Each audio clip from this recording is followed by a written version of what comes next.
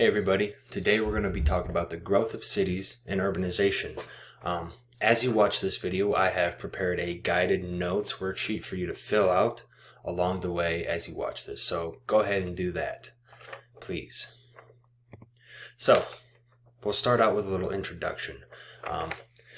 We think of the city today as this big metropolis where there's a whole bunch of big companies and a diverse population of people living together. And of course, that's what it is, but it wasn't always this way.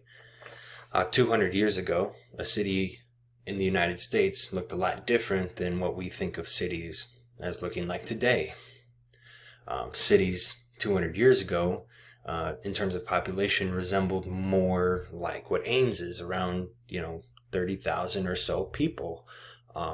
Today, obviously, we are in the millions that live in cities today in some cases. So what is urbanization then? Well, it's exactly that process of how do cities get to be these diverse, large places that they are today. That's what we're going to be looking at in this lesson. So there are certain factors that go with urbanization. For our purposes, we're going to be looking at three of them: industrialization, immigration, and the invention of electricity. Industrialization, obviously, as we talked about before, was a massive period of economic change in our country. We saw the rise of factories, mines, and railroads, changing the way we did things in this country. There was a plethora of new jobs available. People from the country moved to the cities to work in these jobs, from farms to factories. But there were still way more jobs available than what we had workers for. So we needed more people. And this is why we saw immigration become such a big deal during this period. Immigration skyrocketed, as we talked about before.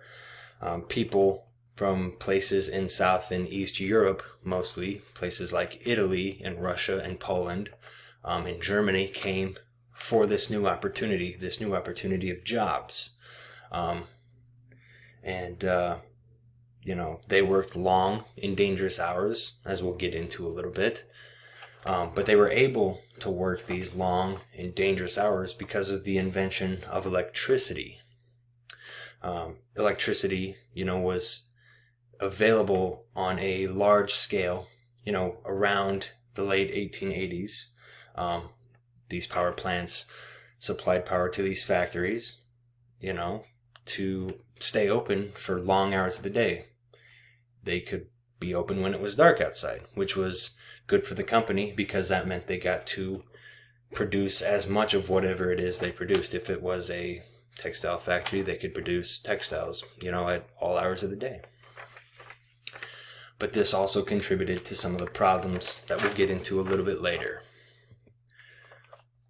So Ellis Island in New York City was a big reason why immigration was so large, and it's where most of the immigrants came through at this point in time. Italians and Jewish, Russian, and Poles came to the United States and were some of the biggest immigrant groups. And they settled in New York City for the most part. In fact, 1/3 of Italian immigrants lived in New York City. They just decided to call it home. We have to remember that at this time, immigrants were, a lot of the times poor. They didn't have the resources or necessarily the knowledge to really go anywhere else. So instead of going to, some place near the Mississippi River, they might have just said, well, you know what? We know people here. We can make it work here. And this is why 1/3 of Italian immigrants stayed in New York City. They obviously worked in factories, but they also sold newspapers, worked in shops, and did many things just to, make a living in New York City. Other groups like Jewish Russians and Jewish Poles resided in New York City's Lower East Side and Chicago's West Side. New York's Lower East Side was known actually as the Jewish capital of America because so many of them lived there. They lived in tenement houses, they worked in factories and dock works. So they did all kinds of things in this new industrialized economy. In Chicago's West Side, you had Jane Addams's whole house come and be established. And Jane Addams worked to, develop these settlement houses to provide, a lot of social services such as education and healthcare to these, immigrant and lower class groups where they could, otherwise not find those things. So that was, a service that she started in Chicago's West Side for these groups. Here you see a picture of a Jewish-owned store in the Lower East Side of New York City. This is a reason why immigrant groups settled where they did. They wanted to be where others like them were, which is why we saw large groups of Jewish people, go into one community. Nearly all aspects of these neighborhoods were run by Jewish folks. As we see here, they had shops, bakeries, synagogues, libraries, banks, you name it, they had it. And they really formed their own communities. They could speak Hebrew if they chose, which is why, a lot of the older generations who came maybe didn't necessarily learn English because they didn't necessarily have to. They could make it work without doing that. One example we have here in Iowa is the town or the city of Cedar Rapids, where a large population of Czech people made their home. It's the reason why I am from Iowa. My great-great-grandfather and his wife came from the Czech regions in Eastern Europe in 1909 to make their home. So that is just one local example that we have here. So what are the effects of urbanization? Well, there's a population boom. New York City in the 40 years from 1860 to 1900 tripled in size. We have demographic shifts, people moving from rural areas to urban areas, from farms to factories. There's a lot of good that happens, but there's also a lot of bad. Some of the good that happened was the increased economic output. Because we have all these new workers here working their jobs, we have a lot more stuff, which is always good for the economy. We also have the expansion of the labor force. So with more people working, we also have more stuff, more things, more produce, which is most of the time a good thing.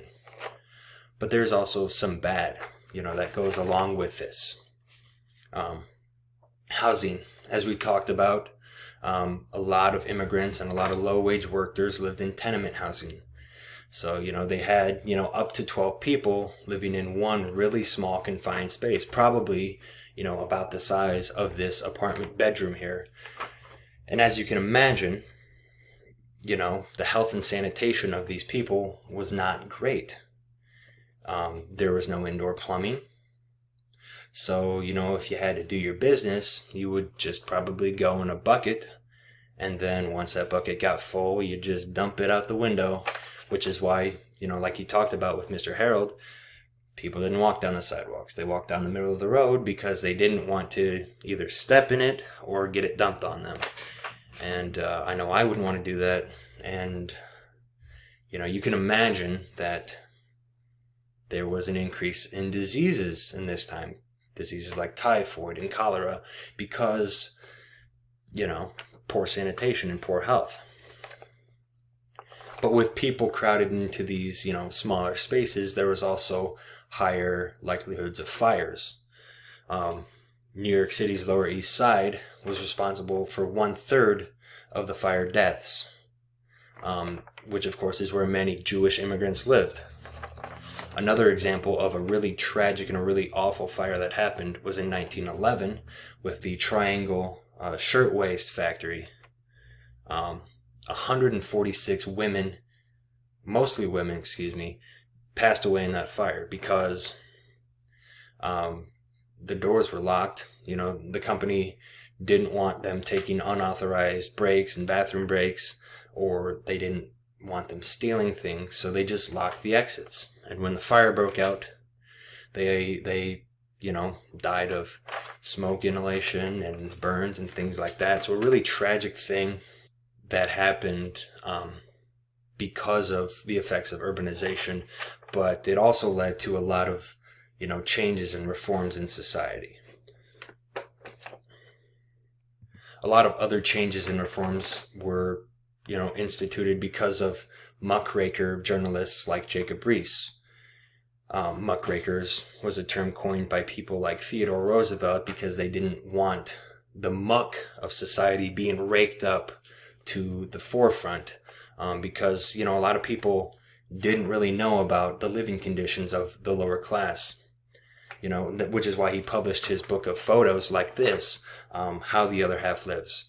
And of course, you guys, went more in depth about this last week with Mr. Harold in your, study of photos by Jacob Riis. But he exposed a lot of the negatives that were going on in society at this time because of urbanization. So just to wrap up real quick, think about this. History is all about taking facts that you've learned and then making judgments about them. So to yourself, just think about, do you think urbanization was a good thing for American society? So think about that. Take everything you've learned in this lesson as well as, in other lessons you've learned last week, and with lessons by Mr. Poppins and Miss Sweet, and make that judgment for yourself based on what you know. Thank you.